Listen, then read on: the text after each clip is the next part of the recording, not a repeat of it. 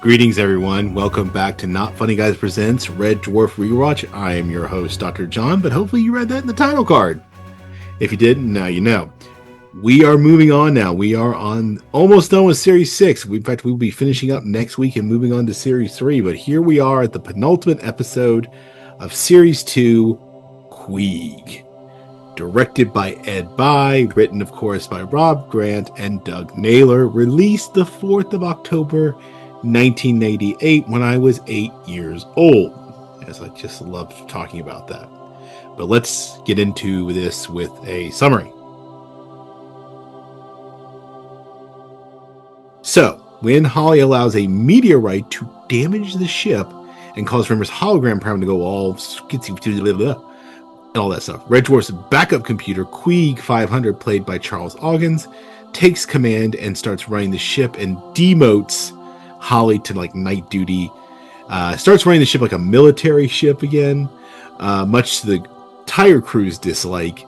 Despite their misgivings, Holly agrees to challenge Queeg to a contest in which the loser gets erased from the system. Now, the one thing I like about this summary is it actually doesn't give away the ending, but this is one of my favorite episodes because it's absolutely hilarious. So let's talk about details. Holly gives us, once again, his concise summary of the events, and with the addendum that space craziness is running rampant. And the only thing that keeps him sane is his collection of singing potatoes. There will be a Potato King reference coming later, so this is actually quite funny. So we find Lister filling out a women's magazine quiz to determine that he is a foxy lady. Meanwhile, the cat is loudly listening to an audiobook like it's rock music. And in fact, at one point, they're both jamming to it themselves, Lister and him.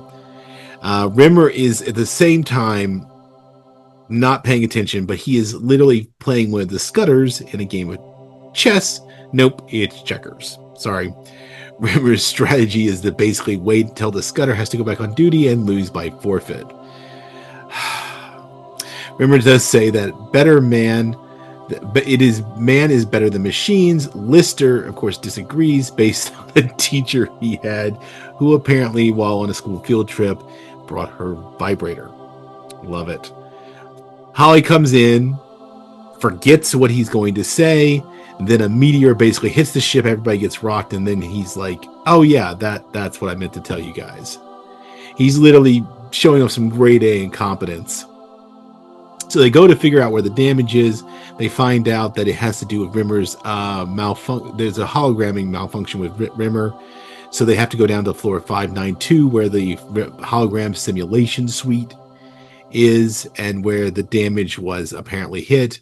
The whole time Rimmer is like skipping around, acting weird, doing impersonations, losing the lower part of his body and all that fun stuff.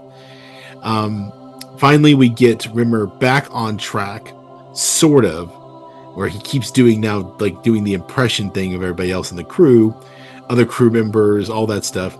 And then Holly manages to almost get Lister killed when Ray trying to reconnect some cables, causing a massive explosion.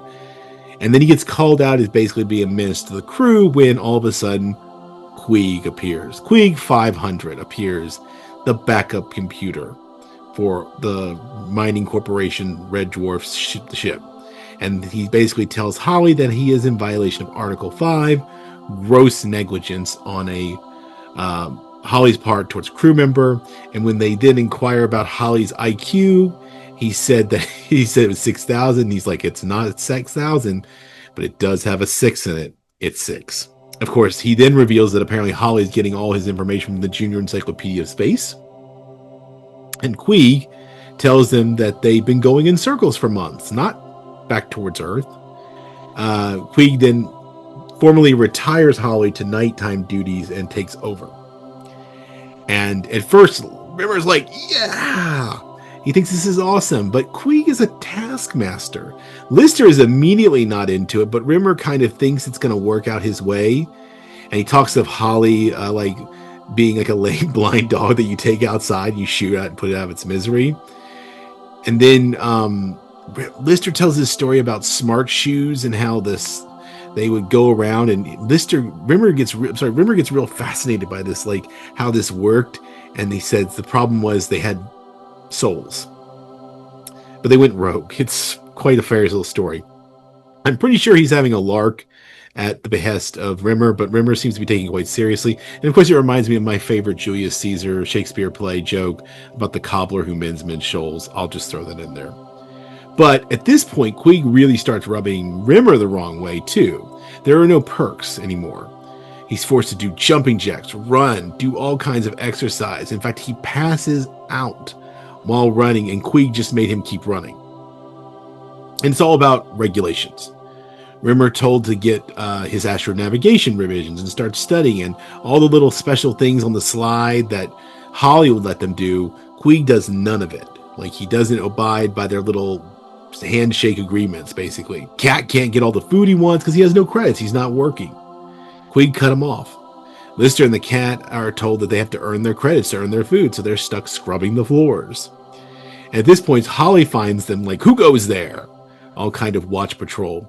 And they're really glad to see him because they now miss him, because back when they had the whole incident, not many of them other than Lister stood up for him and were real dismissive of him. But now they're happy to see him. And they try to get him back to fight and stop Queeg. They're mad at, and of course he's still mad at them for no one standing up to him for him back then. But when Queeg showed up, but Holly felt unappreciated. He wants to prove his IQ, but the funny thing is he's actually then seen using that book, the Junior Encyclopedia of Space, and he won't answer an original question they asked about the square root of 2049. But they do convince him to fight back and to get their faith back in him. Lister and Rimmer are talking about how they should have stuck with Holly. Lister feels like they definitely betrayed him. Rimmer, of course, has no friends. None, actually. Well, Lister considered him a friend, and Rimmer's like, I don't have any friends. And of course, this apparently Rimmer then gives a reasoning. This is about a betrayal he had when he was a kid. He childhood friend of 10 years, sold him out to others who were planning to eat him, and they were only stopped by their space mistress on a camp trip. Porky, or whatever his name was. Rimmer has the worst luck. Lister and Cat we go back to cleaning. Rimmer is, of course, being forced to take tests to get his astronavigation exam. And then we see this whole scene with Holly with this melodic music rolling down the hall. He's off to face Queeg, and he challenges Queeg to a game of his choice, and he doesn't want to play the game that Queeg chooses, which is chess. So not checkers, but actually chess this time. He offers all these other games, and then they go face to face. And they verbally calling out moves, and they give this whole weird kind of dramatic upplay, but Holly loses. The crew then has to get together and say their goodbyes to Holly in their quarters, wishes them well in their future.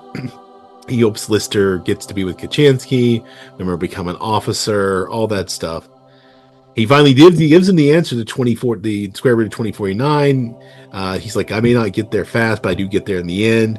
Plays himself out singing, very much like a weird kind of HAL 9000 thing when he's erased. Queeg appears and is going to be in charge again, only for it to all drop away, and it was Holly the whole time. Holly has made it up. He has pulled the ultimate prank on them, designed to make them appreciate him. And that is where we leave it. Now, I will say that I'm really glad that he got that jump on Rimmer and punished him, though. But next time, we will be doing our Series 2 conclusion, Parallel Universe. So that should be fun. And then we'll be quickly moving on to Series 3. But in the meantime, if you please like, share, comment, join in, give me suggestions. I want your feedback, please. Are you enjoying the format? Should I do it differently? What should I add? I'm open to all those things, so please write and tell me. You can reach me, all of us, on email in the description or notfunnyguys.offthereels@gmail.com. That is available. Please reach out to us. Tell us some ideas. Make sure you're talking about this and not our other podcasts, because we do have other ones. We got our main one, Off the Reels, where we talk about movies. We're currently in a Star Wars movie run, just so Casey will probably lose his mind, or we can take a dump on all of them and piss off some Star Wars fans. Who knows? You can check out Wrestling with the Horror of It All, where Casey and Eric talk about horror movies and wrestling, and they're gearing up to go to Fright Night in Orlando, where they'll be posting all kinds of content. If you like that, join up, take a look at that, subscribe. Additionally, I have another podcast I do with our not funny gal, Dr. Kristen, where we talk about things that we're thinking about. So check that out as well. In the meantime, try to keep it not funny, or at least do the best you can, and I'll see you next time.